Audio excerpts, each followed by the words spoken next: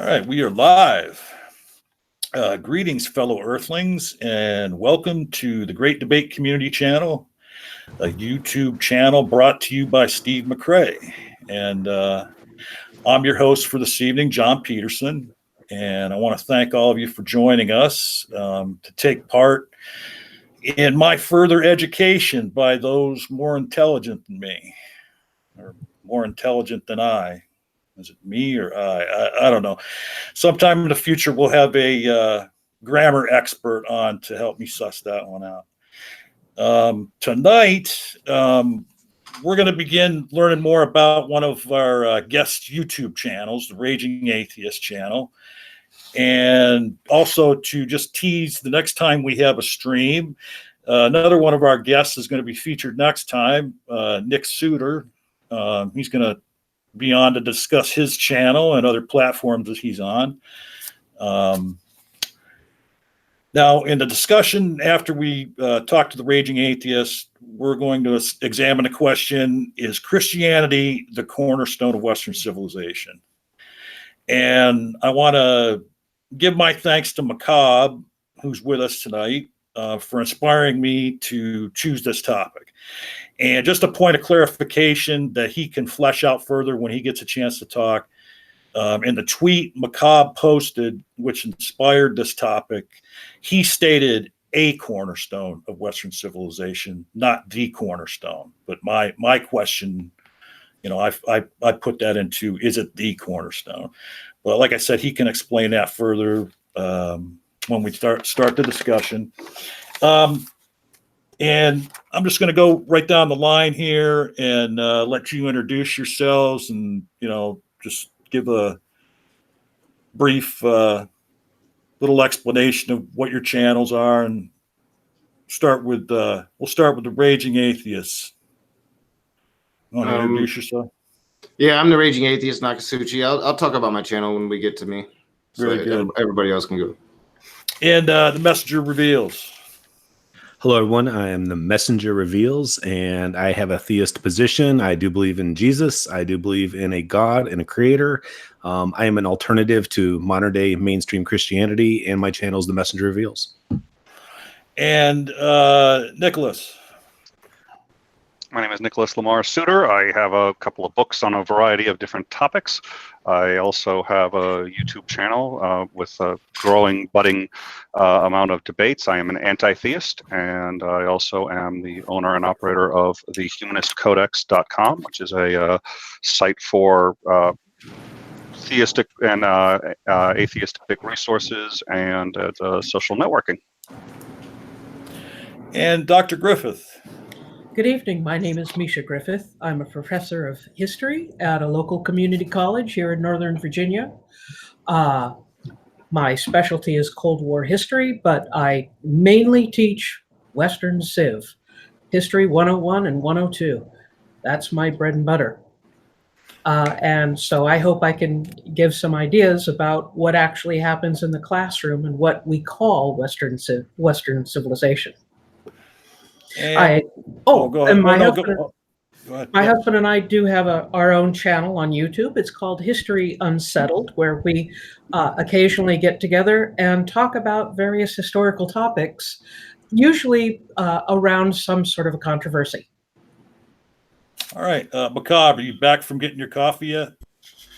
It's currently percolating on the stove, so I'll be running off again in the next 2 or 3 minutes. That's okay. Would you like to introduce yourself to the audience?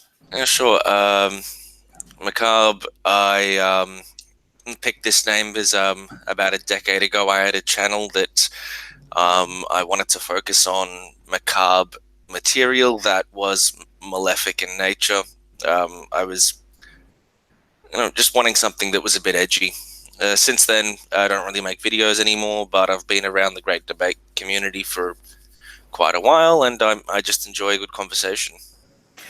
Yes, you are. You're always there. It seems when Steve has a stream.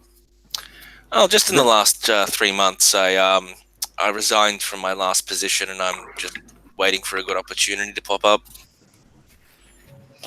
All right, and also I want to mention that James from Modern Day Debate should be joining us a little later. Messenger Reveals is here to start because James let me know that he was going to be a little late, and also not sure if he'll show up or not, but I did send a link to Dr. Josh Bowen, Digital Hammurabi.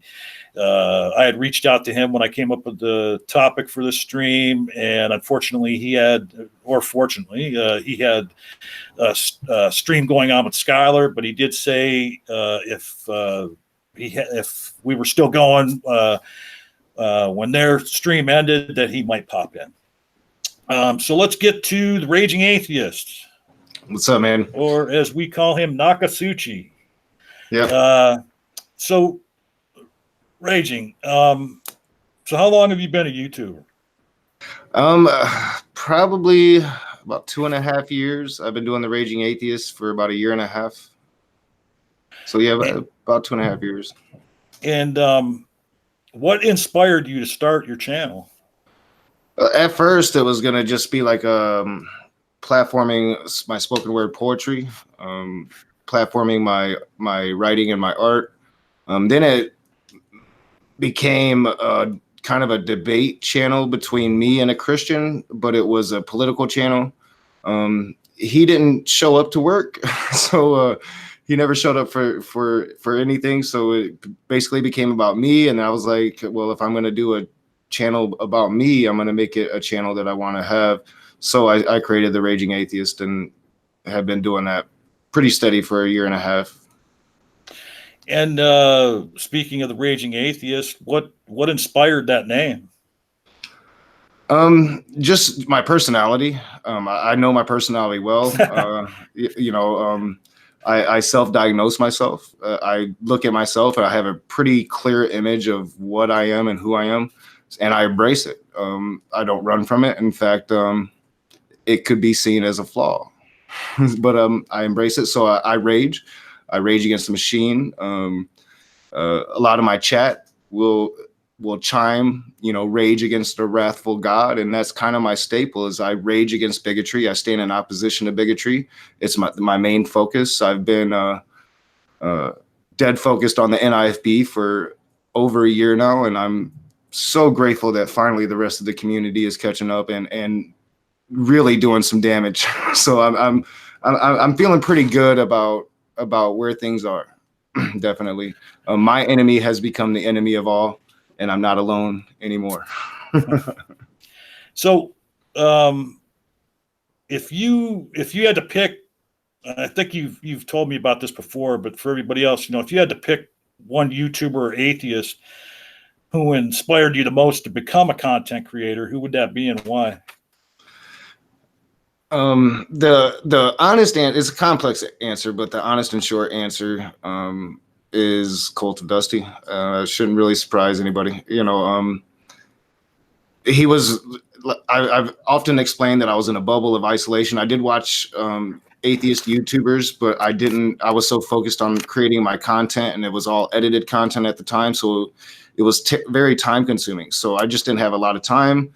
And Cult of Dusty has always been somebody that I just was always watching. Don't really agree with some of his stances, but just his personality and how he approaches is kind of who I based my channel after. And then just my unique self, just understanding that I am unlike anybody in good and bad ways, and embrace it, and I do. I think I do it rather well, and I've got a pretty awesome chat. My people are really, really good to me.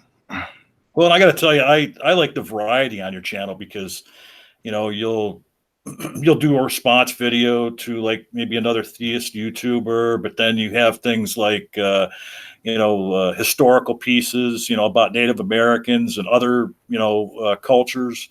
The other day or last week, over this past week, you had a couple streams. I believe you titled them, "Get to Know the Atheist" or something of that nature, and where you talk an atheist about, story. Yeah, right. Yeah, and you talked about your own story, and like the last one you did of that, where you talked about your time in prison. I mean, like I told you the other day, I mean, it got me a little emotional, listening to you, and that was a very powerful stream that you did there. Thank you. Yeah, well, that's one of my main focuses as well, is putting a human face to atheism, being blatantly honest, just showing humanity, showing the good, showing the bad, but being honest. I think that's been my biggest response, is whether you like me, whether you dislike me, whether you agree with me, whether you disagree with me, you cannot say that I'm not honest, and I'll be honest 100% of the time. That's good. Now, you already went into this a little bit, but just take a few minutes here, and tell us about your content and your long-term goals for your channel. Right now, my content has delved into a live stream show, and it's going really well. I'm really enjoying the interaction with the chat. The chat gets bigger every time.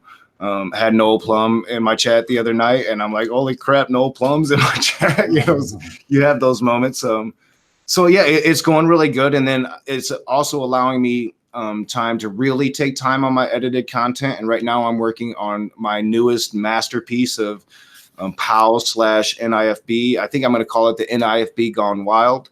And it's going to be brilliant. It's going to feature some pumpkins, probably, or something to do with pumpkins, and a certain Pastor McMurtry that people seem to be talking about right now. And I'm so grateful that I have just so many allies in my fight.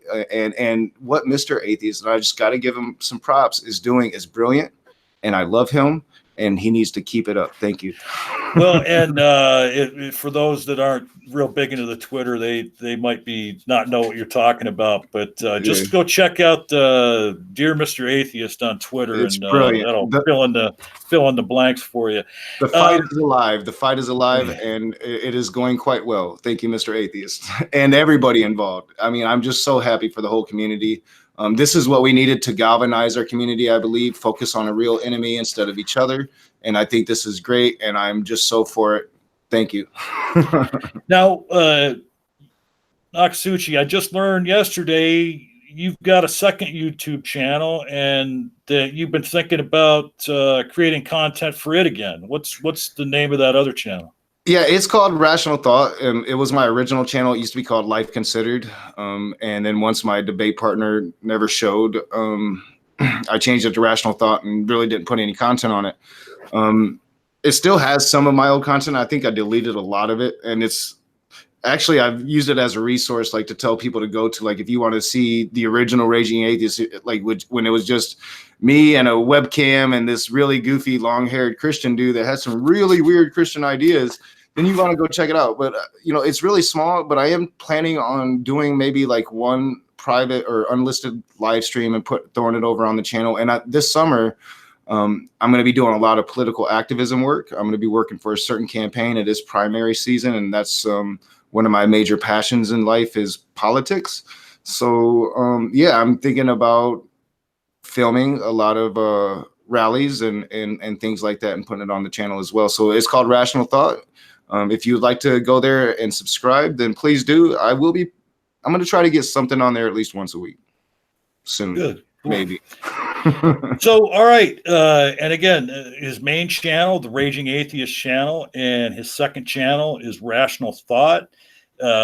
His information will be in a pinned comment below this when this stream gets posted as a video, as well as all of our guest information will be in that pinned comment. And again, the Raging Atheist and Rational Thought, those are the two channels you should go subscribe to now. And then just to mention again, next time we have a channel feature, it's going to be Nicholas Soutter. All right, so let's move on to the discussion. Is Christianity the cornerstone of Western civilization? And now, what we'll do here is we're going to begin with each guest taking a few minutes to briefly outline their thoughts on the question, and then we'll move on to an open discussion. I'm going to start by giving my thoughts, and then I'm going to move on to Macabre. You know, take a couple minutes or up to 5 minutes if you need to. Actually, it was, as I stated earlier, it was Macabre that inspired this topic. And we exchanged a few messages on Twitter.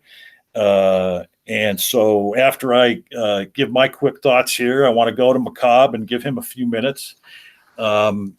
And then from Macabre, we'll move on down the line. I think after Macabre speaks, I'd like to hear from Dr. Griffith, since she is the resident history professor in the room.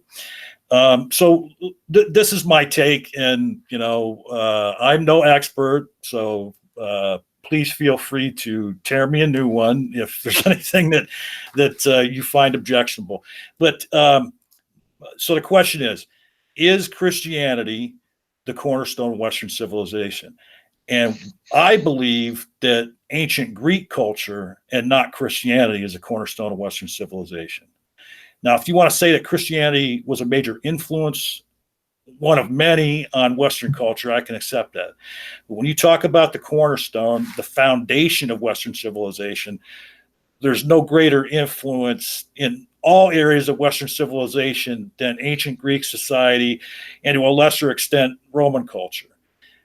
Now, when Greece was conquered by the Romans and Greeks were assimilated into the Roman Empire and later into Christianity, the assimilation process was a two-way street. And in many areas going forward, the Roman Empire adopted the philosophy and practices of Grecian society, including in the areas of art, medicine, education, government, ideology, architecture, etc. Greeks are pioneers in many fields requiring systematic thought, including biology, history, philosophy, physics. They introduced the literary forms of the epic, lyric poetry, history, tragedy, comedy. Their artwork influenced Renaissance artists and artists to this day. So when you talk about Christianity being a cornerstone of Western civilization, I say it's just not possible, because cornerstones are at the base of a structure. Christian influences were affected by and built upon, in many ways, Greek and Roman society. Christianity can't be the cornerstone because it's a course of the stonework that makes up the course of the stonework that makes up Western civilization, that rests on the foundation of ancient Greek society and, to a lesser extent, Roman culture. Ancient Roman culture. So that's my thoughts on it, and I want to go to Macabre and give him a few minutes now to give us an outline of his position. Cool. Where to start? Well, with the definition of Western civilization, I consider it first being systemic of a geographic location that we colloquially refer to as the West. And then secondarily, how civilization stemming from that geographical location affects surrounding regions.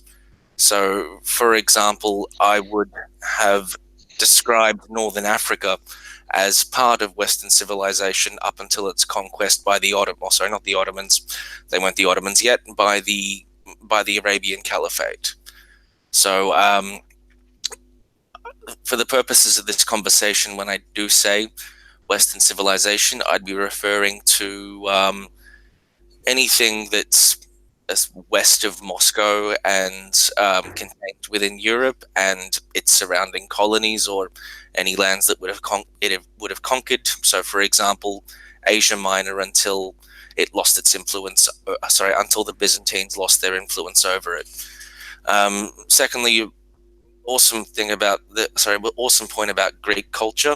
However, when I think about it, I actually, by and large, consider Greek influence the Greeks' lasting influence on Western civilization as still part of Roman influence, because the Byzantines, who spoke Greek and used the Greek alphabet and existed until about 1500 AD, called themselves Romans. It's actually, retrospectively, we refer to them as Byzantines, and they throughout the entire existence of their civilization considered themselves the last standing Roman civilization. So again, when I say Western, I'd be including anything that the Byzantines either controlled or still or where we can see the influence of the Byzantines to this day.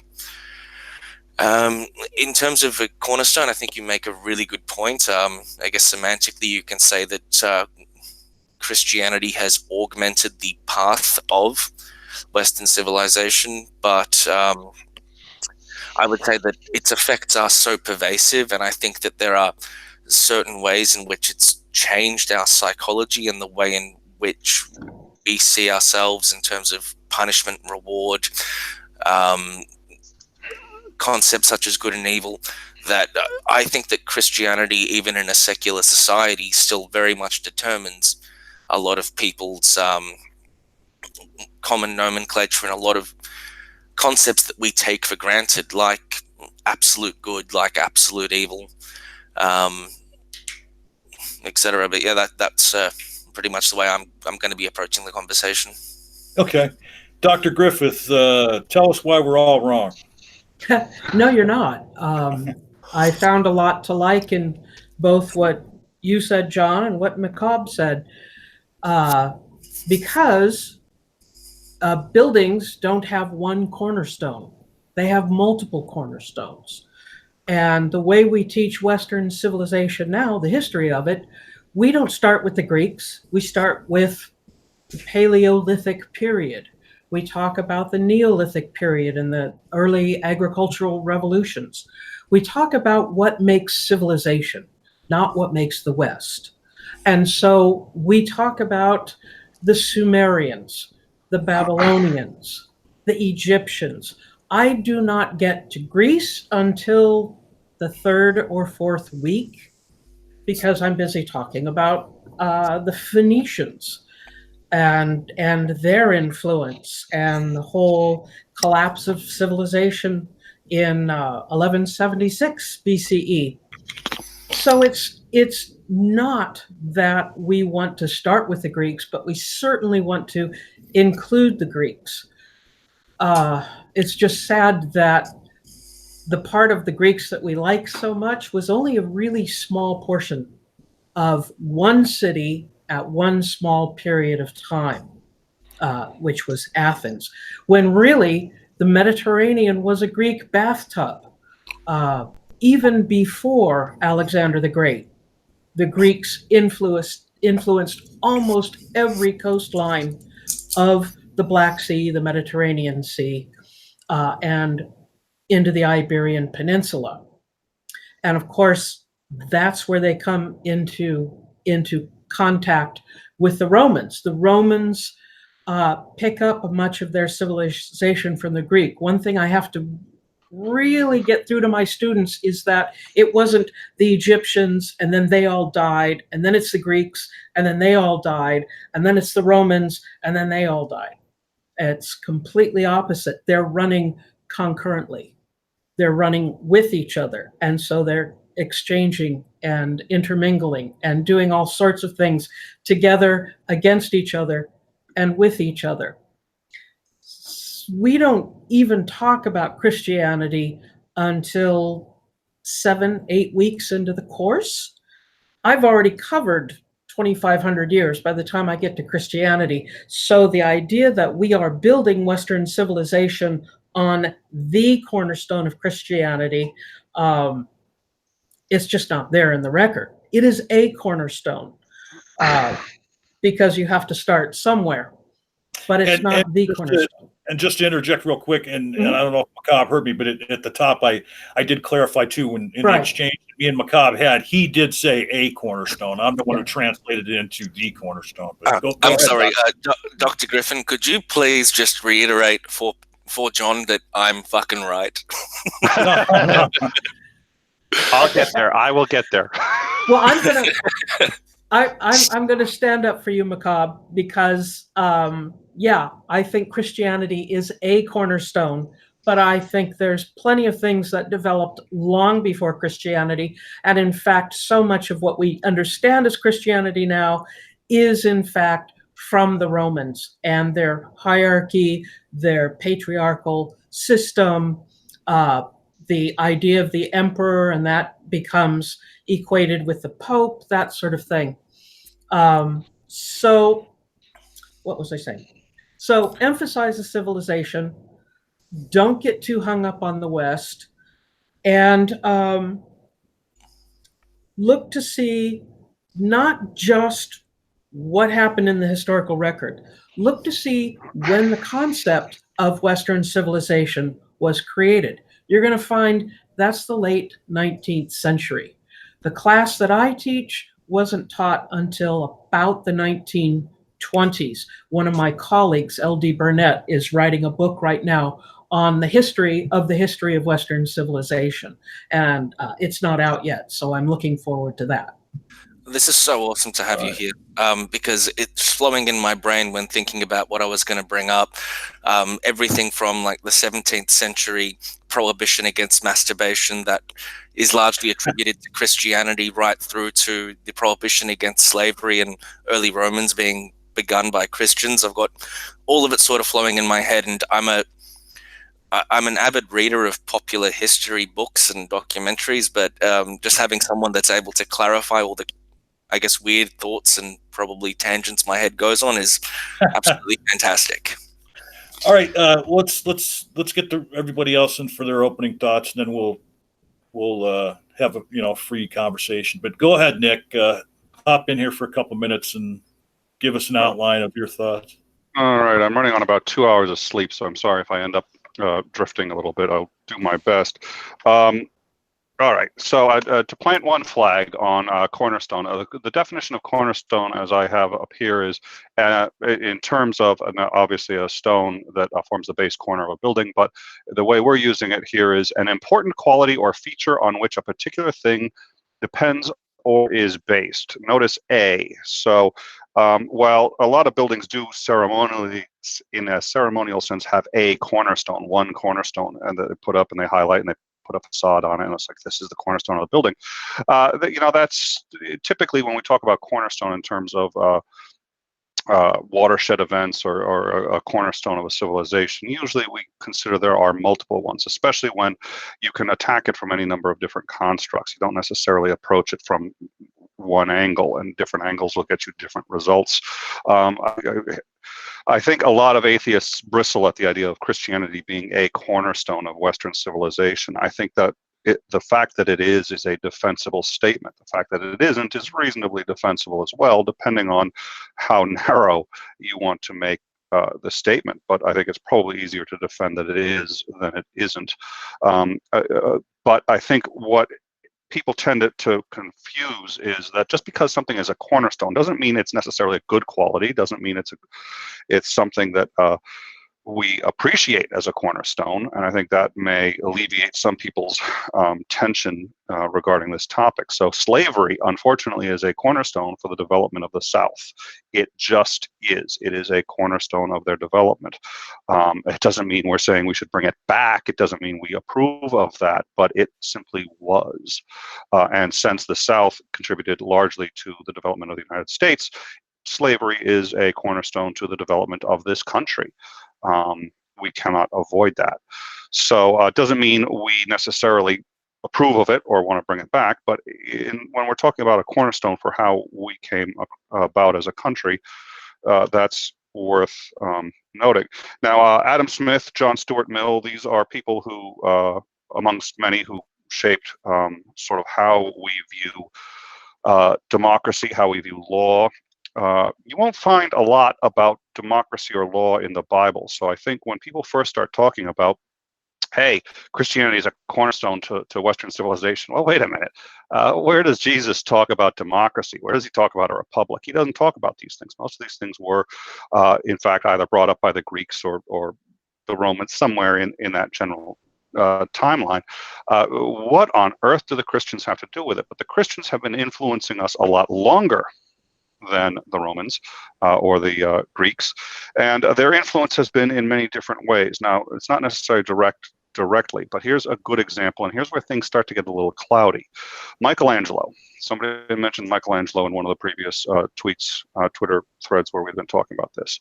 Would he still have been an artist without Christianity? Oh, most certainly. But most of his funding came from Christians who wanted his artwork to the Sistine Chapel and a variety of other things. That's where he got his money, so he could do the other projects that he wanted to do.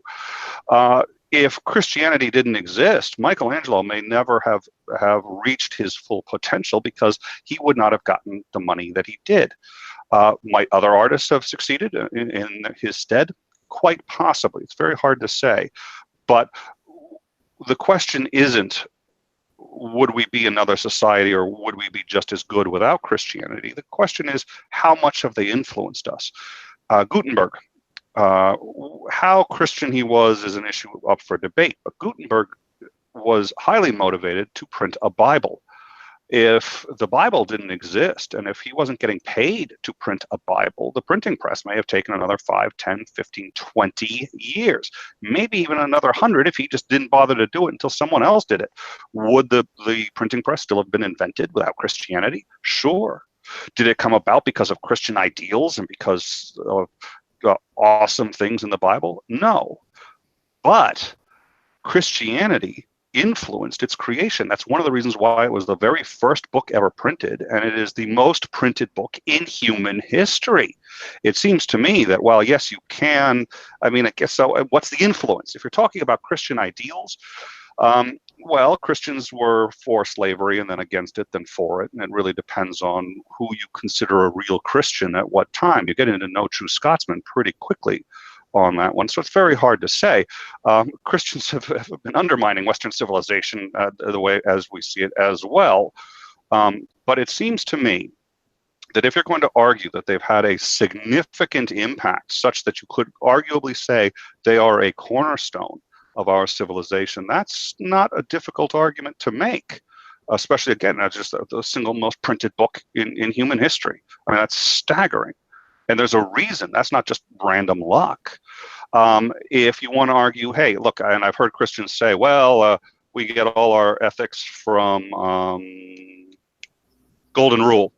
We get some from the Golden Rule, but the Golden Rule's been around since Buddha, since before Buddha, actually. Hinduism, Buddhism, Taoism, it's been around. So do we get it from Christianity? It's arguable. When John Stuart Mill and Adam Smith wrote, yes, they were influenced by Christian ideals, but these aren't necessarily just Christian ideals. They come from other places. So I guess what I'm trying to say is I think either position is reasonably defensible. The position that are they the definite article, the cornerstone, no, I don't know how. I think it would be very hard to argue any one the cornerstone. Are they a cornerstone? I think that's a very defensible position, and I think you'd have to have a very narrow scope. It's doable. You could narrow your view of what constitutes really influencing Western culture such that you could exclude Christianity. But it seems to me almost a deliberate act at that point. I'm not sure that that's a common sense view. But at any rate, I think our discussion is going to end up being more on how do we define Christianity and who the true Christians were, what was their influence, does accelerating the printing press count? It wasn't because they were Christians per se that happened, but it was the Christians who did it. So I think we're going to have a lot of difficulties on those fronts, and it's going to come down mostly to interpretation. But that's my view. Well, and you mentioned what were the influences on Christianity, and Dr. Griffith, touched on that. I think she made a statement along the lines that, Christianity was influenced greatly by Roman society. So, it seems like all the layers are built upon one another. But and then Christianity took previous ideas or ideologies and took them, in other directions. But okay. Well, let me real quick. In Daniel, in the Bible, Daniel has the first notion of heaven and hell that ever existed sort of in Christianity, but they got that from the Jews because that's the Jewish book. But the Jews got that from the Greeks. The Jews had no concept of heaven or hell until the 4th century BC when the Greeks took over. So you end up with that, okay, heaven and hell, so the advanced levels of judgment came from the Greeks, even though it's in the Bible. So I think I agree with you. I think that's a problem. Okay, so Macabre, Hold on. just so I don't misspeak here, Macabre, are you an atheist or a theist? I'm a Catholic.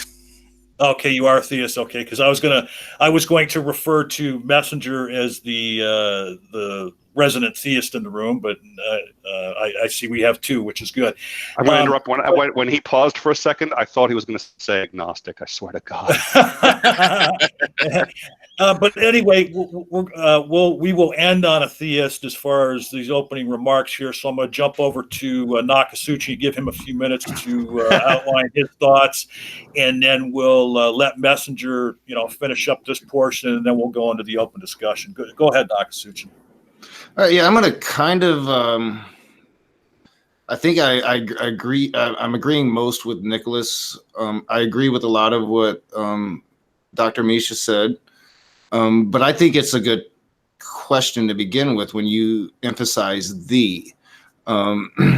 Yes, I agree that there's many cornerstones, and I definitely agree with Dr. Misha when you really necessarily want to look at the civilizations that came before Western civilizations if you're going to look at cornerstones. But when you say the cornerstone, there could be a definite meaning to that. When you're building a building, if all the cornerstones aren't secure, tight, if they're not level, well, then you might have an issue. And in that regards, I think Christianity could be the cornerstone that is the issue. I think it could be the cornerstone that has really degraded the rest of the building, and the rest of the building is sagging, almost about to collapse because of it. Of course, that's my opinion as an atheist, but I think there's plenty of historical evidence to suggest that we're still living with the atrocities, murder, and genocide of the Christian religion. So, in my opinion, yes, it is the cornerstone of Western civilization, the cornerstone that needs to be replaced. Okay. And finally, the Messenger reveals. Get in here and go at us for a couple minutes. Yeah, I'll first off agree with Nakasuchi. He spoke last. It is the cornerstone for Western civilization, as evidenced by, I would say, first I'll back up and say Pauline Christianity is the cornerstone for Western civilization. Eastern Orthodox that split off from Roman Catholic has a very different view of Christianity, a very different view of Jesus than now Western Christianity does. But as evidenced even by the colonization of North and South America from European countries, those countries, whether you say Canada, North America, South America, or Central America, are predominantly Christian worldview. As 91% down in South America, 93% in Mexico, 76% in the United States, 76% in Canada. Looking at Europe, you're probably still looking at about 75% or higher. What do we have here? But Pauline Christianity has a greater influence because of the Roman Catholic Church, and that spread into Germanic and English Protestant Reformation, and obviously the colonists that populated the United States carried over Puritan and Protestant beliefs from Christianity. Our currency in the United States, "In God We Trust," still on there, greatly affecting our justice system in the ways that our justice system is monitored and managed, which I think is greatly broken. So I would even agree with Nakasuchi that there has to be some of the changes for what is negatively influenced society, but it is influencing society even to this day for people who have left Christianity, including atheists and agnostics who are former theists, still has an influence the way they think and reason, the way that they judge, the way that they hold their morals, values, their levels of justice, fairness, and equality all come from a theological viewpoint on Christianity. And that'll be the end of my opening. All right, great. Let's let's move on to just an open discussion back and forth. Let's not try not to talk over one another. If anybody feels like they're not getting in, let me know. Let's let Dr. Griffith kick it off. But I wasn't ready for that, John. Sorry. But that's okay. No, I'm just I'm not quite sure what else I can add, save that now we've got this really nice mix of ideas going here, and I think we're just ready to start hashing things out. I could start nitpicking, but that's not fair. That's not why we're here. Right. So I really want to hear what everyone else is saying. All right, go on. Anybody wants to get in there?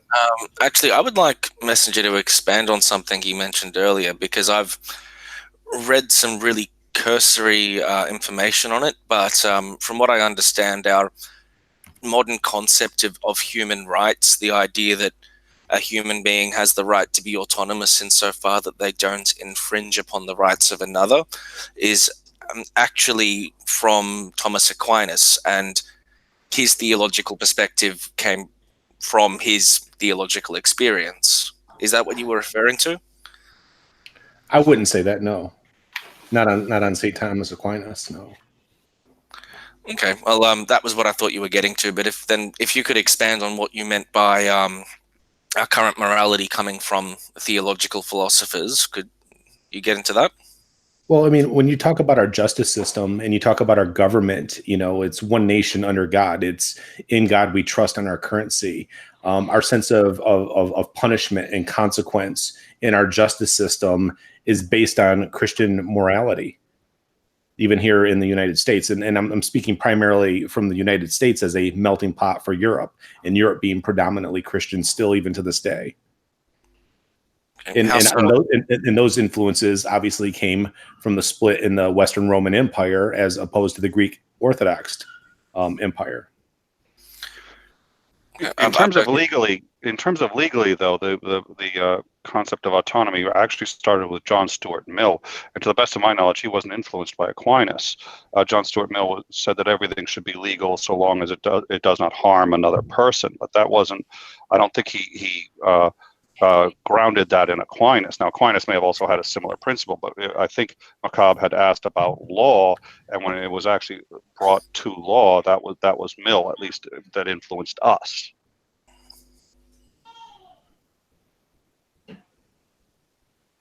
Okay. Don't everybody speak all at once? No, Macabre was considering what Nick said. So it's like I said, I'm on 2 hours of sleep. So when everyone's quiet, I was like, did I just not make any sense whatsoever? And everyone's like, he is high on something.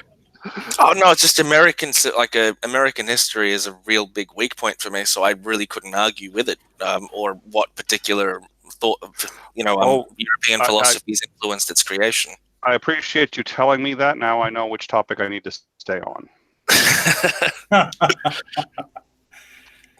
Go ahead. If it helps with any context, from what I understand, when Christianity was first, a burgeoning cult in the various echelons of Roman society, they actually did a lot of,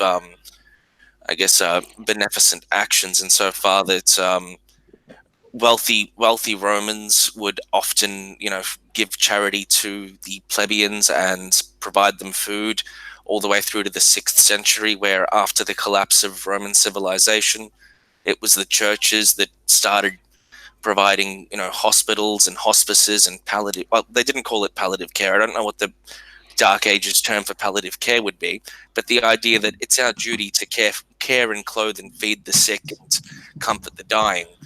And from that, I mean, despite the fact that, yes, there were many atrocities along the way, this idea that don't be a dick to people when they're down is very much rooted in the early Christians. And that goes all the way to, I think it was it Pope Gregory? Starts with a G, something the 16th. He was the first pope that first denounced slavery as an institution in continental Europe. So despite the shit like the Spanish Inquisition, there was still very much a lot of beneficial ways in which Christian theology sculpted our understanding of what it is to be a good person. Yeah, but I think when we're dealing with the Romans, back in the Roman Republic, after the First, Second, and Third Punic Wars, and especially after they defeated Greece in 149 BCE or something like that, the Romans brought in slaves, massive, massive, massive amounts of slaves. We're talking hundreds of thousands of people at certain times. And what that did to the economy was the most important aspect of this. Why hire someone and pay wages when you can just buy someone to do what you want them to do? So consequently, the workers of Rome, the plebeians, had no way to earn a living. They were they were out of the system. And so the concepts of bread and circuses, that's one term for it, the idea that you have to take care of people is going to grow out of the fact that the economy's all messed up because of too much slavery that's, taken over the working man's place. And then when sounds like the problem we're having here might have here in the future with robotics. With robotics, exactly. I think that's an excellent way to put it. But when we're getting later into the Roman Empire, when the emperors take over, starting with Julius Caesar and then Caesar Augustus, Julius Caesar was very popular with the plebeians, very popular with the military. He gave away land like crazy to the former soldiers in the areas that he conquered around Gaul. And Caesar Augustus carried on this idea of providing for people. So really that sense of providing is kind of written into the society, not so much because of Christian doctrine. That was something that was happening. It's very much a carryover from the Romans. Well, let me interject here and off of that, ask this question to everybody. Then, kind of related. Do we owe our current justice system more to Christianity or more to, earlier influences of Greek culture and Roman culture? I mean, I would say Christian thinkers, but not necessarily Christianity. If we want to get really specifics, if we want to talk about the systems of sheriffs and law courts and that sort of thing, that was Henry II of England. That's where we started, Henry I and Henry II of England.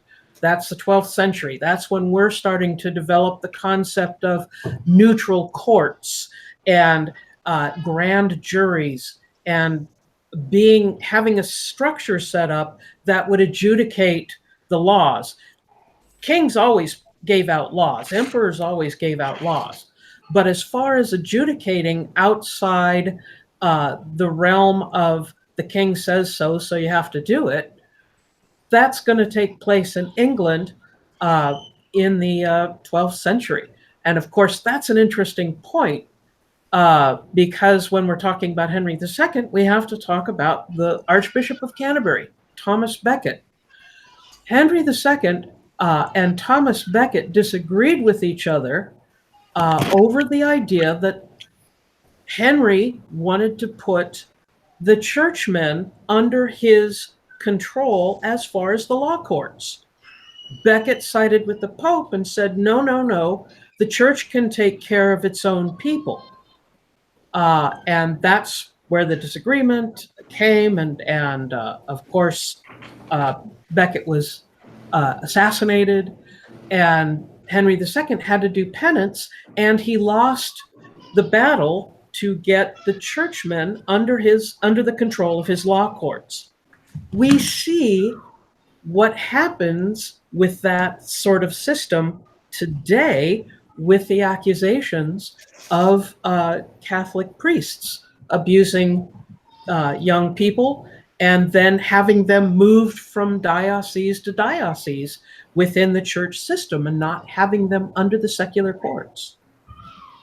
You know, and it's funny, just to, throw this out there, not to necessarily discuss it, but you remind me of a tweet I saw today from a bishop that was reminding people not to take part in LGBTQ Pride Week, I think, is coming up, and said some, pretty negative things about them.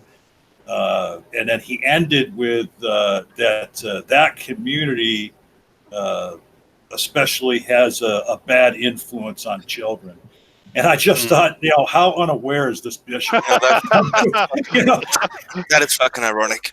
Yeah. No, that's not even ironic. That's just what's the word where you literally just flop your dick out in front of a lion and are oblivious to the fact that you're gonna get it bitten off. There's got to be a word for that. No, I think I know what you're talking. Like I said, though, my brain is in neutral. I did want to hit 2 points, though, to try not to go backwards. But so 2 points. One on Caesar. Caesar revolutionized things, and he did it for strategic reasons, not necessarily because he was a nice guy.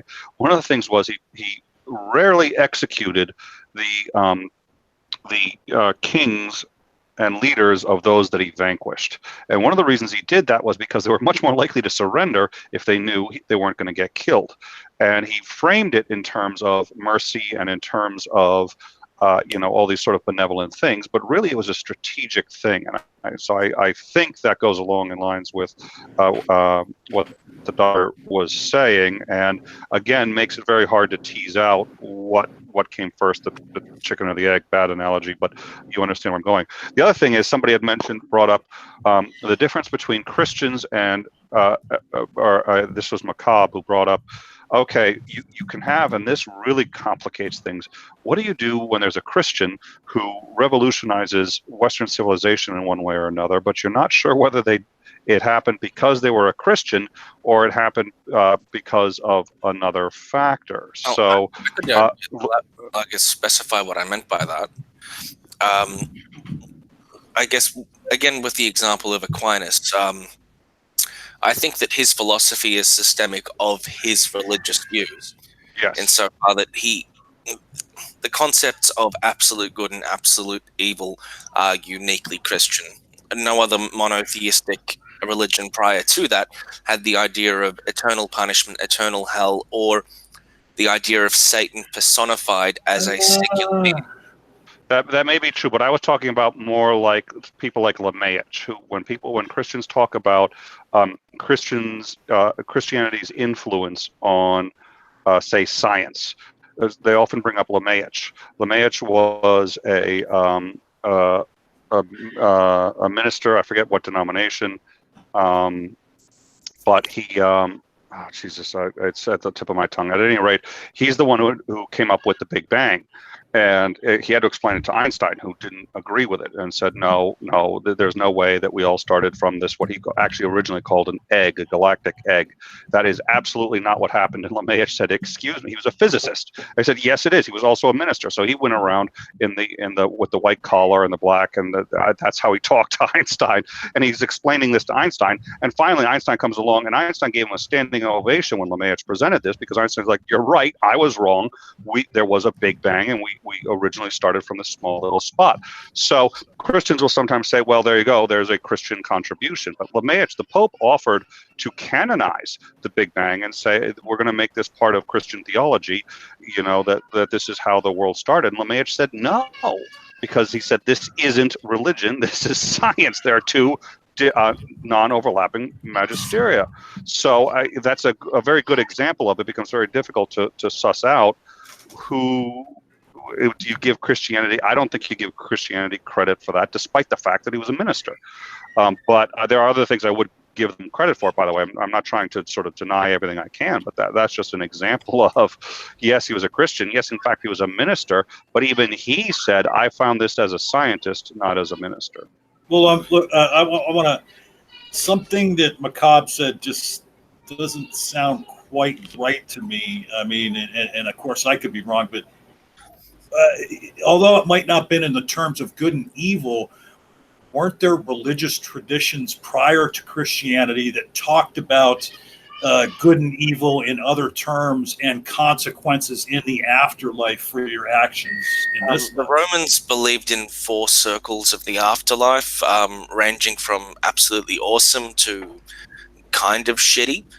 But the concept of Satan, eternal damnation, and eternal torture is please, Dr. Griffith, if I'm wrong, to correct me on this, but it's a circa 400 AD concept that was essentially invented by the Romans, which is why the first imagery of Satan is a collage of various pantheistic deities ranging from the Egyptians to the Persians right to the Greeks.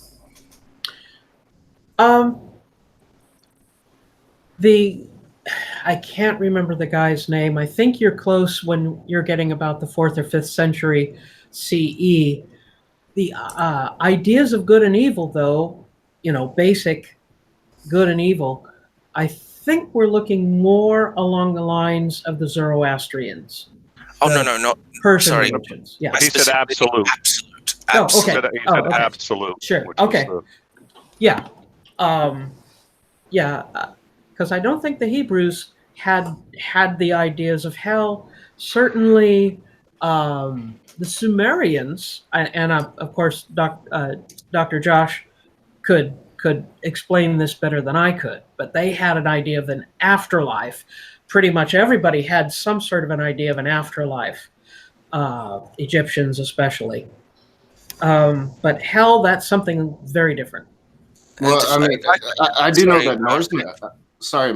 I do know Norse mythology had an afterlife, and they actually had somewhat of a hell. You either went to the halls of your forefathers in Valhalla, or you went to the lands of the unforgotten dead, which was ruled by hell. I mean, there's been plenty of afterlife experiences and traditions well before Christianity. I think a lot gets placed upon Christianity that isn't really do it. Like earlier you said that they somehow came up with this idea of being good to your fellow man, and I quite honestly think that we wouldn't have survived the evolution had we not figured that out long before Christianity. Well, if I could maybe put what I said into context. So in modern day Christianity, we have this idea of an omnibenevolent God who is all good and all righteous and can do nothing bad. Just go to Isaiah in the Old Testament, and I form the light and create darkness. I make peace and I create evil. I, the Lord, do all these things. So that was very much in line with the pantheistic beliefs of the era, insofar that Pazuzu, if anyone remembers, Pazuzu was the demon in The Exorcist. He was actually the Persian god of the winds. And Pazuzu would either fuck up your crops or give you a plentiful harvest.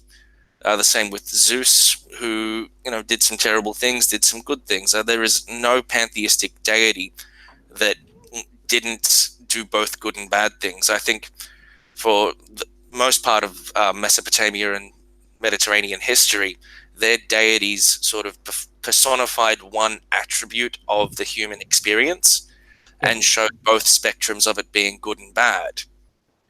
If I can reframe slightly, just for it's the philosophical aspect. It's the philosopher in me. I think what you're saying is, so it's the first one that in a meta-ethical sense, everything God says or does is good by definition, and it's the first deity whereby that concept that you could even have almost created meta ethics. So there's good and bad, and then there's that deity where everything they do is just good by definition, and that's sort of the first time we ever see that. I think that's what you're saying. Is that about right?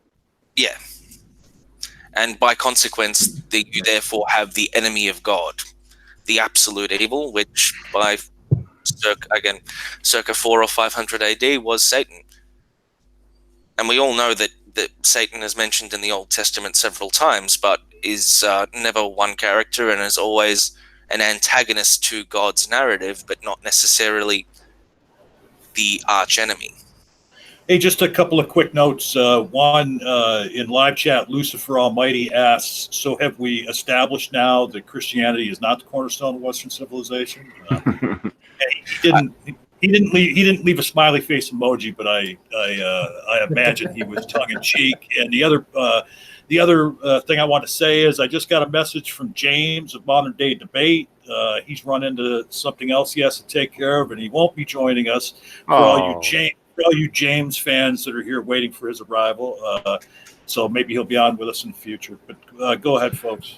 I'm gonna send him a text on Twitter, just be like the crying tears and like, dude, what'd you do? You bailed. It would be our first hangout together, and I'm just not important to him. Is all that really means. Please continue the debate. Just continue without me. Pretend I'm not. I was looking forward to seeing him outside of a moderator role. Yeah. The only thing I've ever seen him do outside the moderator role is when they had that tongue-in-cheek debate on April 1st. That was awesome. Who is it now? Who's sexier, Steve, or who was the other person? Steve or Kyle? Oh, okay, Steve yeah. Kyle. What do you mean? Yeah, that just Steve seemed like a non-question to me. It's obviously Kyle. Team Kyle. Yeah. Messenger, we haven't heard from you in a while. Is there anything you'd like to get in and say here? Oh, I'm monitoring the side chat.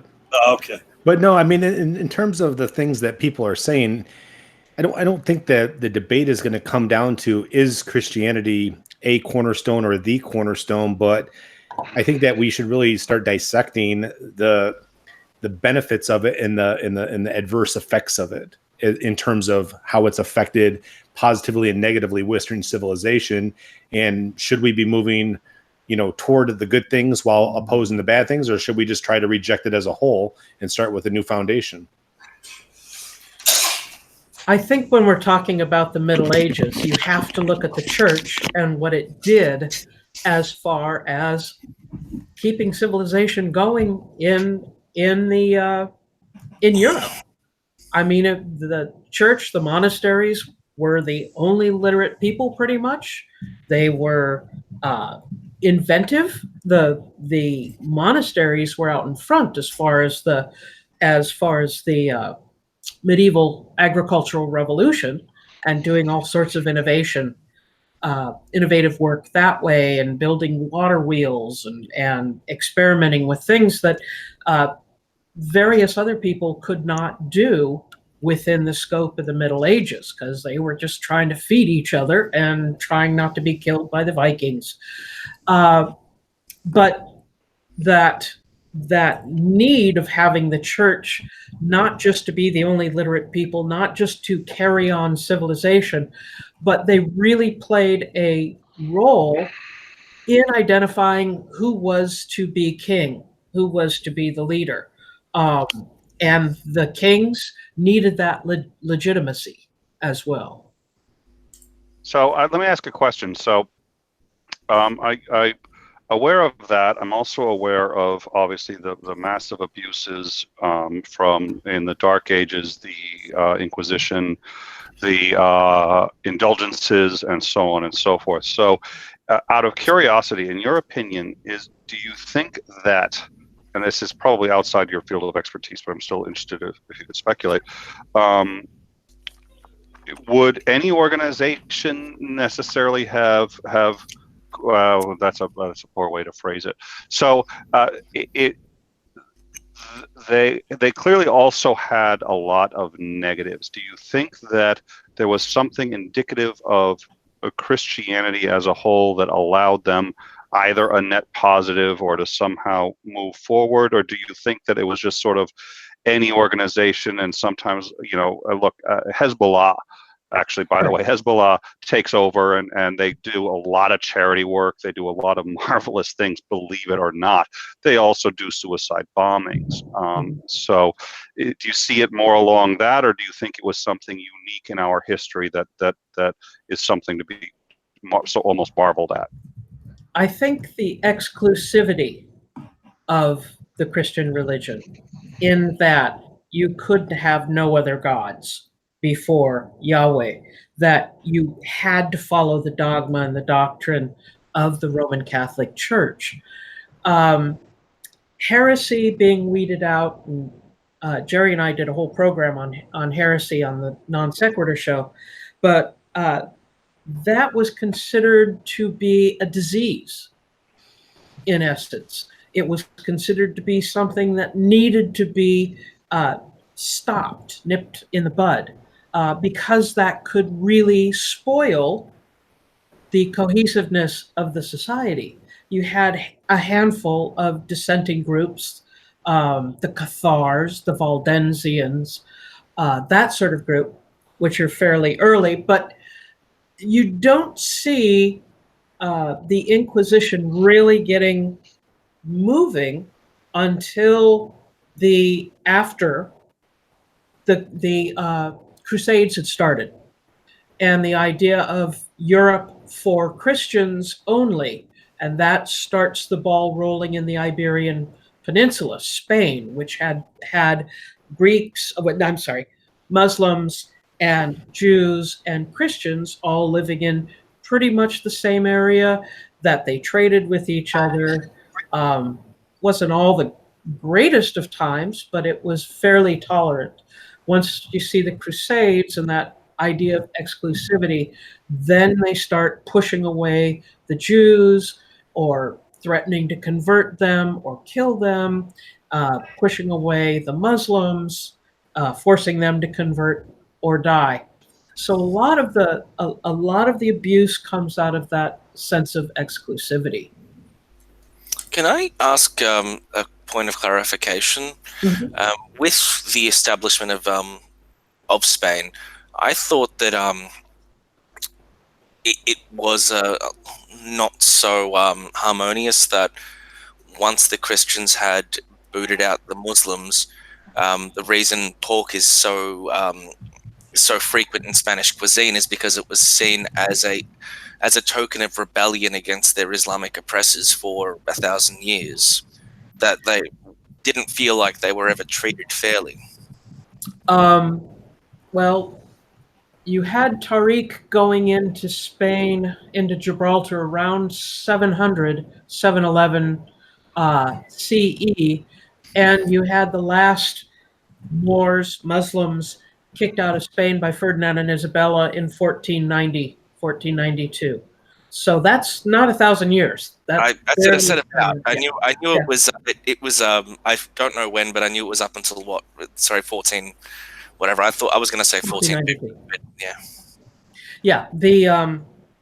But also, it was a way to weed out those Moors, the Muslims, and the Jews who had converted. Those who had been given a chance to become Christian, there was a lot of fear of them backsliding, and some of them did participate in the Sabbath in secrecy. And so weeding them out, that was the Spanish Inquisition. They were looking for those backsliding Jews and the backsliding Muslims. I actually thought it was because the caliphate established in Morocco had split from the initial Arab caliphate. I'm not sure if they were part of the Ottoman, or the rest was part of the Ottomans by that stage, but I thought the caliph in Morocco said to the Muslims in Spain, you're allowed to pretend you're Christian and you can practice Islam in secret, and the Inquisition was to find the secret Muslims. There was a whole bunch of different leadership in the Muslims on the Iberian Peninsula. So I don't think you can nail it down to just this one particular entity. Okay. But yeah, the Spanish Inquisition was pretty nasty as far as trying to weed those people out. So, for Nakasuchi, you still there? Yeah. I just, I don't know whether this was right or not, but I kind of felt like maybe we cut you off a minute ago. Was there something you wanted to? No. I'm just listening and contributing when I know something. But I'm learning a lot listening to Dr. Misha and Nick and Macabre. I concur with that wholeheartedly. Let me interject this. Okay, so I think at this point, although when Dr. Misha gave her opening remarks, Macabre, I feel like she kind of threw some love at both of us there, because she did state that Christianity was built upon earlier traditions, earlier societies as well. But but I think we've established that Christianity is a cornerstone of Western civilization, and its influences are felt. But now, going forward, if Christianity disappeared tomorrow, say something happened, aliens showed up on our planet and explained to us that, well, no, all those things you thought were God, that was us, when we came. But I don't know, any scenario you want to think of. If Christianity disappeared tomorrow, going forward, would Western civilization crumble?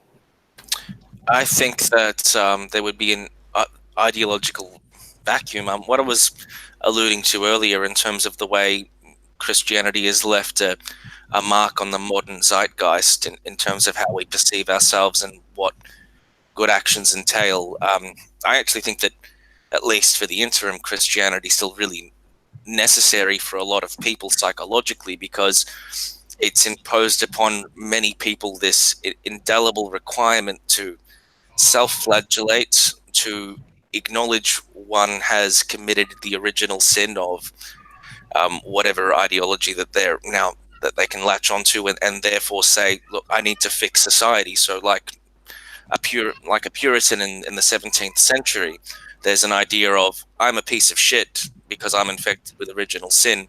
That's why I need to treat everyone else around me like shit so that they fall in line with my ideas. And I think that we see that in terms of the way identity politics plays out today, that without a fundamentalist ideology, a lot of people's brains, or a lot of people, can't function socially.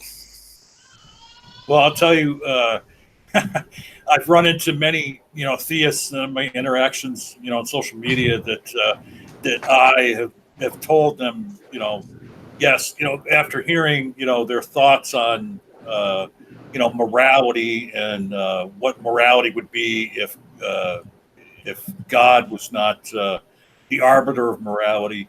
I've often told them, well, look, please, by all means, please do not lose your faith. Continue believing in God, because some of them, and I'm not saying all of them, but some of them sometimes sound like they're saying that without Christianity, they would go out and do ill will on their fellow man.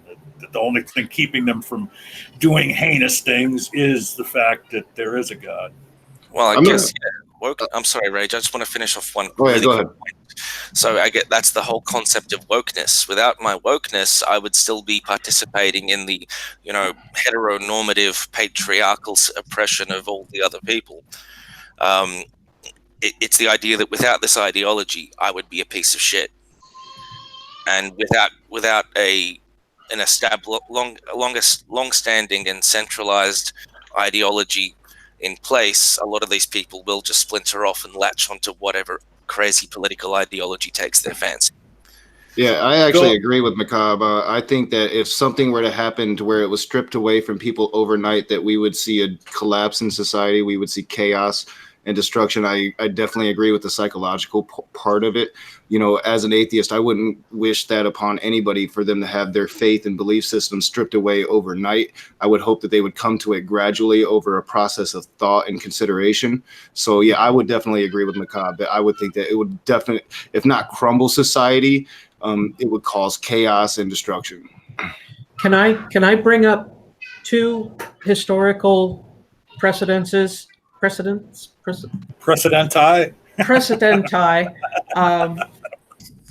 that might be instructive. Number one was the collapse of the ancient civilizations in 1176 BCE with the sea people, and there were tsunamis and earthquakes and famine, and to the point of the Greeks left the coastline, abandoned their coast, abandoned their trade with everybody else, went up into the hills and just lived a very quiet life by themselves for 400 years.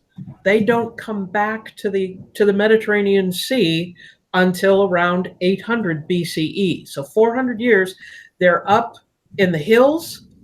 They forget how to read. They forget how to write. They live an entirely oral tradition. And the one thing they keep going with the oral tradition is their pantheon. Their gods survive that. They bring them back with them. Those are the gods that they have later on. The second precedence that we can look at is the Black Death of 1347, where between 1/3 and 1/2 of Europe died. And they couldn't explain it, and it happened to everybody, and it was seemingly completely random, and yet the Europeans come out of that with a much stronger faith. It changes, and there becomes a bit of a distrust with the church because they could not save them. But as far as devotion, yeah, that stayed. I think that's a bit different, though, to a loss of ideology. So, for example, the French Revolution with the establishment of the cult of reason, it was, we reject God because we're reasonable. Oh, wait, you're not, you're not sufficiently sympathetic to our cause. You don't have any reason. Let's guillotine you. Mm-hmm. So, again, I think that's people who have been so indoctrinated into the theological, I guess, the authoritarian theocracy that even when they try to liberate themselves, they just create a new cult. And because it's decentralized and doesn't have a long-standing history of traditions and power structure, it devolves into absolute fucking chaos. And Nakastucci, you were trying to get in? Well, I was just going to ask the doctor to correct me if I'm wrong, because I've been kind of researching this time period she was just talking about. But wasn't the Black Death like pretty much one of the events that led to the Protestant Reformation and distrust of the Catholic Church? Like, as you said, them not being able to save the people, and then you had on the strife and the wars of the time, and it seemed like the Catholic Church was really disorganized and the Protestant Reformation propped up. Well, you had Black Death, 1347. During the 15th century, you have a couple of things happen. Number one, you have the Hussite Revolution. You have a whole group of very successful splinter Christians that established themselves in Bohemia. You have the printing press, 1453, Gutenberg. Yeah, I spoke of that. And I'm going to talk about that in a second. And you have the Ottoman Turks taking over Constantinople. That overthrow of Constantinople in 1453 is going to freak a lot of people out. But it is also going to bring a whole bunch of Greek speakers to Europe where they had not been. They're going to leave Constantinople, grab as many books written in Greek as they could, and they become the tutors for the intellectuals in Europe who wanted to learn Greek because it opened up an entirely new set of books for them. And this was huge. So the Protestant Reformation, the Black Death, yes. I think the printing press, more than almost anything, because what the printing press allows you to do is have a copy of different books and you can compare the text. Mm-hmm. Textual comparison is what's going to change people's minds, not just, well, I heard this here, well, I heard that there. When they can pick up different copies of books and not have to go to this monastery and then go over to that monastery and hope you took good notes. But when you can hold the two books in front of you and you've got people like Erasmus of Rotterdam, the polyglot who could read anything and corresponded with everyone, that opportunity to compare and these new ideas coming in, that's what's going to fuel your Protestant revolution. Yeah, I just did a lot of research on the Malleus Maleficarum, and I was studying the Gutenberg press because it's invention about 10 years before the book came out really allowed the Malleus Maleficarum the success it had. And it was fun. I've been actually researching that particular press for about 4 or 5 months now. Yeah, that's fascinating. Thank you. I'm afraid that maybe we have lost Nick and Messenger to the live chat. My apologies, and I can't do both at the same time, and I've said that repeatedly, and now I have betrayed the group to the live chat. I sincerely apologize. I will try to switch over refocus to myself. Yeah, I think the live chat is a lot more heated than this discussion is tonight. So. Well, because there's a lot of reasonable people on this panel. It's because Messenger's here. No, and he's no, obsessed with excuse me. I will not be called reasonable by you. Do you understand? Oh, sorry. I'm sorry. I thought you were SJ. My bad. Don't trigger me, Nick. I'm gonna go Raging Atheist on you. Okay. Yeah. I have an effect on people. Don't make me drink a half a bottle of alcohol and get kicked out of here. Oh man! You're never gonna drink a half a bottle of alcohol to get kicked out. I can do it on whole bottle. Thank you. Wine. Yeah, it was a whole bottle. You're never gonna drop that, are you, Messenger?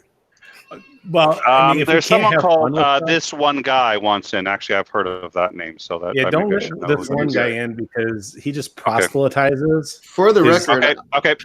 I'm 3 weeks on the wagon, everybody. So be proud of your boy. Oh yes! Yeah. Congratulations. Hey, unless you stopped masturbating, you're not on the wagon. Well, I've been, never on the wagon. Well, and as a matter of fact, last night we got a quick look at the Raging Atheist raging in his hangout because after the modern day debate between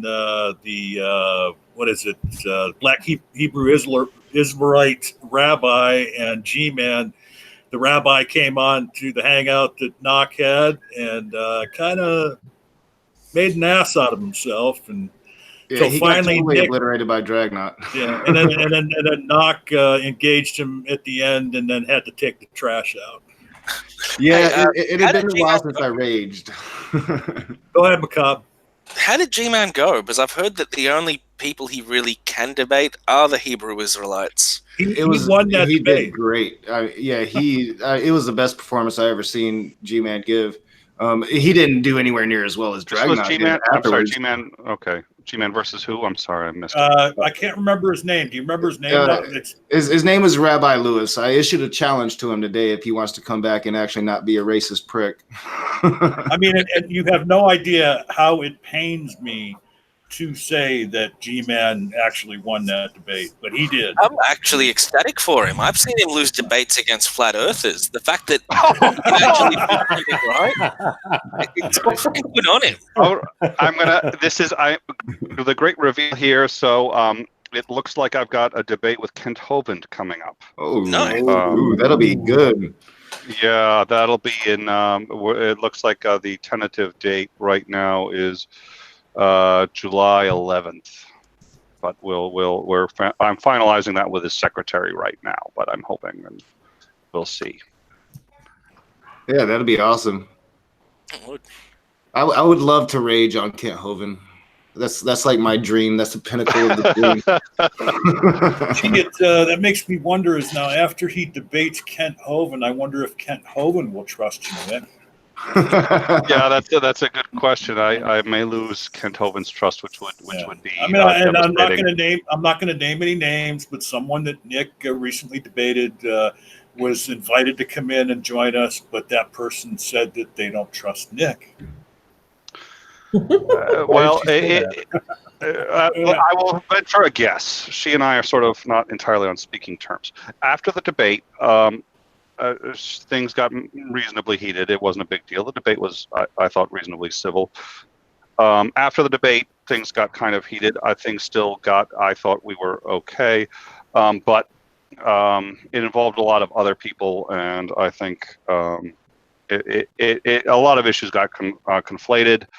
You know what? I've actually come to this person's defense on more than one occasion regarding a number of issues, and I you know, if that person wants to come in, that's great. I hold no hard feelings, but I do understand, and if things that I suspect have happened since the debate, which actually had nothing to do with me, then I understand why there's issues, but it's got nothing to do with me. So we could do a mediation therapy session with you two. You could do. I have no. Listen, this person. I've known this person for 3 years, actually 3 years, and this person either knows me by the point or does not. And I'm not the kind of person who would. Like I said, I'm guessing as to some things that maybe have happened after the fact, but the debate went fine. We were following each other after the debate for about a week, but there was some animosity after the debate. It was a rough debate. There was some animosity after that, and that animosity actually spilled off of me and into third parties. And I got upset about that. Forgive me for interrupting, but let's just let's You're put right, a pin. Yeah. Let's put a pin in it. Oh, you're all right, but just let's put a pin in it, because without full context, it probably sounds a little cryptic to the audience. So. But, it's not cryptic. It's just that if the alpha and omega are combined, then when they recidivate into a third-party state, that Nick, shut the fuck up. All right. So back to I think we can, as far as this discussion goes, I think we can start wrapping it up. I mean, but now of course, I mean, we could go another 6 hours.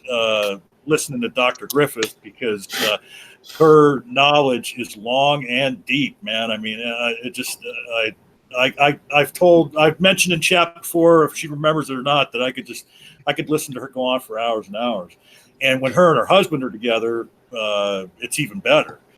So we talked about the Raging Atheist channel tonight, but also get over there and sub to Dr. Misha's channel, which the name of it is, again, I'm subbed and I never remember it. History Unsettled. We're actually going to go live this Monday night at 7 p.m.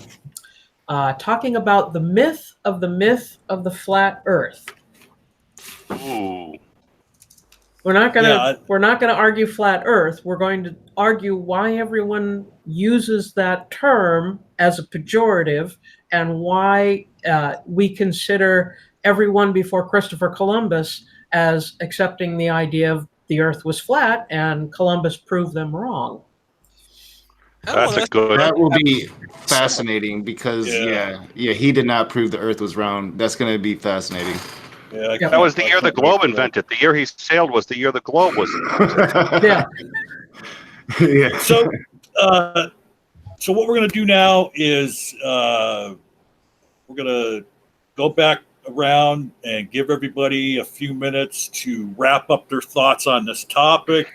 And after you wrap up your thoughts on this topic, give us any other information you want. If you've got something coming up, plug your channel again. Tell us we're all idiots, whatever you want to say. And we'll start with the Raging Atheist, our feature channel tonight. Well, I just enjoyed sitting here and listening and giving a little bit of insight into some of the things I knew, and I really enjoyed that the topic went to an area that I'm studying right now. So yeah, I'm gonna really look into what the doctor said about that and incorporate that into what I'm doing right now, which is, as John mentioned earlier, I do a series of historical videos. I try to be as accurate as I can, and I try to focus on the history and not my opinions as an atheist. And I think I do a pretty good job. So I'm just really excited that I got to participate in this, and really excited that I got to meet Dr. Misha and listen to Nicholas and Macabre. I would say Messenger, but he's obsessed with the chat. And speaking of Messenger, what are your closing thoughts on this topic? He's obsessed with the chat. I don't think he can. Well, yeah, go ahead. Messenger's doing his dad thing. We'll get back. We'll get back. Oh, to that's not fair. He just won. He just won the debate. He just won the debate. Not a kidding. It's over. Super Kitter dad. cats. Game over. Yeah, apparently my son will only let me brush his teeth. So. Well, so did you hear me, Messenger? Go ahead and take a few minutes and give your closing remarks on this topic and plug anything you'd like to plug. No, I think it was a really good topic, and people were open to each other's idea. It flowed really well. It was very organic. People came from it from a different aspect on a lot of different things. I don't think that anybody truly argues against it being a cornerstone, other than how they would define a cornerstone different, or how other influences may have affected Christianity in the beginning or prior to Christianity, as Dr. Griffith brought up, in terms of influences that came before it. But clearly, its worldview and influence on the world as a whole is evident. Whether that's healthy or unhealthy is debatable. I'm of the opinion that modern day mainstream Christianity should end as a religion. And like I said, I hold to, believing in a creator, believing in the teachings of Jesus, but I'm not a fan or a proponent of mainstream modern day Christianity, especially Pauline Christianity. So that's my closing arguments. If you'd like to learn more about it, check out my channel where I talk about that worldview. And your channel again is? The Messenger Reveals. All right. I'm sorry, Nick. John has expressed to me repeatedly that I'm one of his favorites, but I always come a second, apparently, to Dr. Misha. So it's one of those things. I think I'm just stuck. I will probably never be able to climb higher than that ladder, but it's been a pleasure to meet you, Macabre. It was nice to finally really get into a good discussion here. I would love to chat with you more, Raging Atheist too, and even Messenger, you too. I hope we can chat more. Thank you guys very much. I thoroughly enjoyed it. And just to put a pin in Nick's comments, I did, after Dr. Misha confirmed for this evening, I did send Nick a message informing him that for one night only, he was my second favorite. And yes, Nick, please know that you are always my back bitch. Okay, so. All right, and what scares me the most about that is that I'm actually okay with it. Okay, we're gonna go to Macabre next and save the best for last. Macabre, your closing thoughts? Cool. Sorry, my microphone cord is currently caught on my dog's leg. Give me a sec. You don't hear that every day. Oh, that is so fake. You're trying to compete with he showed his son, but I've got my dog. Yeah, okay, we see you. We see you. We see you. He was hanging around my feet. I got like a 2 meter long mic cord, and I don't know. He was spinning around my chair, and I got tangled up. But anyway, I've just subbed to Dr. Griffith's channel. I look forward to hearing more because I would have liked to have heard much more from you, and I'm hopefully going to get that from your channel in your future uploads.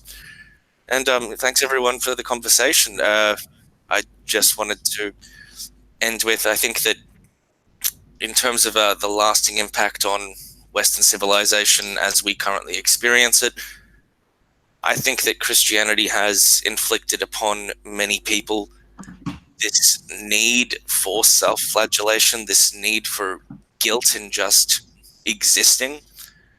And I think that when people fall away from the faith, unfortunately, they'll latch onto other ideologies that can act as a proxy for that desire to, one, acknowledge oneself as an unworthy being, and two, exalt a higher ideology and shame everyone else for not believing as they do.